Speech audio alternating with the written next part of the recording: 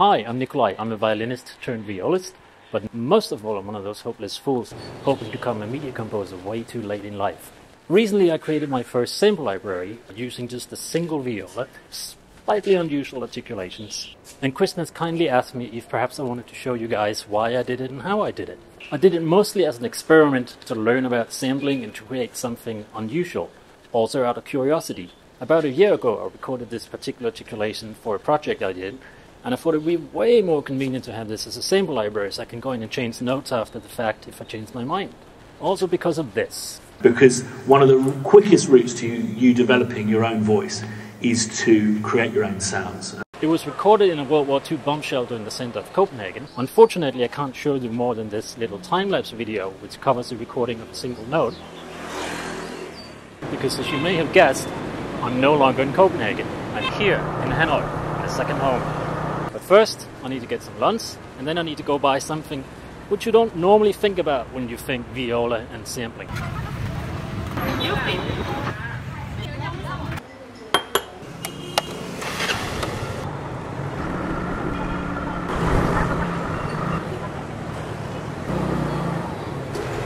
Here we go. 300. I'm not sure I have enough. I actually only need one. And now, back to the studio. Well, when I say studio, it's really just an empty room. But it will, in 5 months' time, become my studio. So this virtual instrument that I created consists of 3 different articulations, none of which requires the bow. There's a very soft layer of just kind of strumming pizzicato with 2 fingers. The second is just randomly timed pizzicato. And the third requires one of these. It's basically a conlegno, but played with a drumstick. And the nice thing about the drumstick is it bounces really well on its own. The other cool thing is that you get 2 pitches. You get the root note, but you also get the pitch where the stick is hitting the string. So I did a lot of this up and down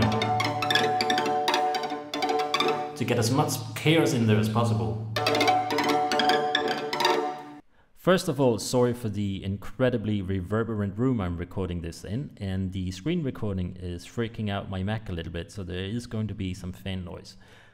The way I recorded was just having a stereo mic, and then I recorded each articulation a number of times, walking around the room and standing in the positions you can see here. So in total, I have actually 30 recordings per note, and each articulation with a close, mid, and far perspective. And that correlates to what you can see here. Here I have what I called piano samples. That's the strumming soft pizzicato. The forte is the random pizzicato, and then stick is the drumstick, of course. Okay, so I learned a couple of things. The first was that with 30 stereo recordings, I have 60 channels, which meant I had to do massive amounts of noise reduction. The other thing was a trick I picked up from one of Kristen's video. Sampling at 48 kilohertz and recording to a click of 120 means that now I know one beat is exactly 24,000 samples. So I cut all my samples to start one beat early so I can have a lead in, and I also have an empty bar at the end if I wanted to do release triggers, which I ended up not using, but it's there if I need it. So let's just listen to the soft strumming samples. Let's just the close. So let's bring in the mid and the far. Then let's bring in the pizzicato, close, and mid, and far. And then the stick samples, close, mid, and far. So I basically wanted to create a virtual instrument that did what you just saw me doing there with the soloing. Now to load all 30 samples and fade through them one by one, the way I intended.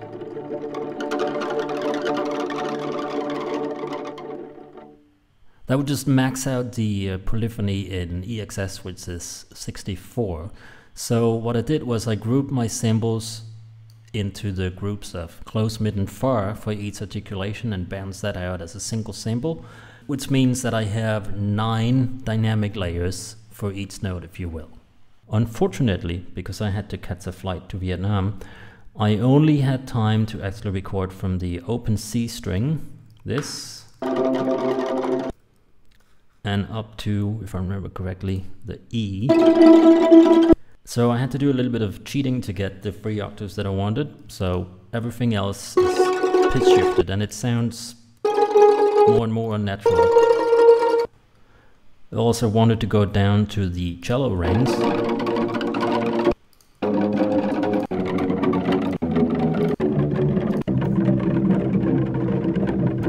So I built my instrument in EXS because it's simple and efficient, but I am learning how to do this in Kontakt. This isn't supposed to be a tutorial on EXS, but let's just quickly see how it's laid out. All the samples are organized in groups. The piano, forte, and the sticks. Here you see I set up my simple start point to be 24,000 samples for everything. I've set my loop point here with some simple math. But the important bit is if we go into groups and look at the velocity ranges. So I wanted to create an instrument that crossfades up through the 9 dynamic layers, if you will, that I have. But instead of fading one layer out when the next comes in, I wanted all the layers to keep playing. So to get this section that goes from 3 Nicolajs to 30 Nicolajs. And the way I've done this is I've set up my velocity ranges here. And instead of going from 0 to 20 and then another from 20 to 40, you see it goes from 0 and then almost all the way up to the top, but then the next one comes in at 20, the next one comes in at 45. So each group will fade in, but it won't start fading out until it gets to the end of its velocity range. I found that the pizzicato samples kind of overpowered the stick samples, so I've been experimenting with just bringing down the end point for those samples so they start fading out right before the stick samples reach their full potential, so to speak. The other important part of that is this bit here, sample select by CC1, that's the mod wheel. This here sets the crossfade amount, so the sample starts to fade in 28 CC values before the start point that you set up here in the velocity range. But instead of fading out like it normally would, it keeps playing until the mod wheel reaches the value here. I also have the mod wheel affecting volume, and you can set the amount of that here. So you can go from super soft, more samples come in, but it also gets louder.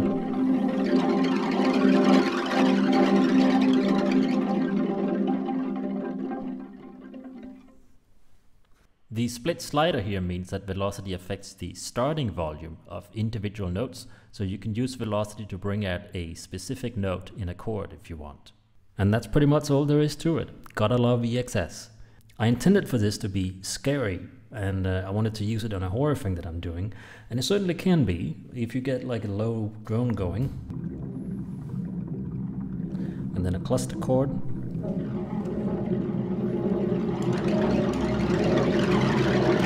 It's like 1,000 spiders hatching.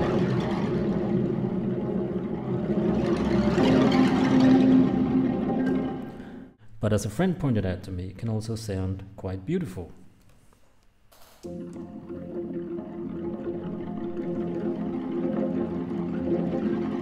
Kind of like raindrops.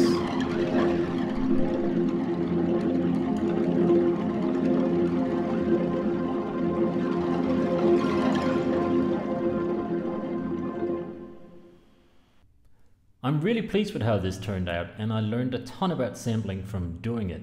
So when I get back to Copenhagen, I'm planning on going back in the bunker and doing the whole thing properly, recording not just viola but also bass, cello and violin, and probably release it in Kontakt. But until then, this, my first version, you can have for free, and I'm hoping some kind soul will help me port it over to Kontakt so more people can enjoy it. There will be a link somewhere down below. And if you want to follow the process, you can find me on Twitter. I'm @TheSteelyDane. Thanks for watching, and I hope you enjoy this. Thanks.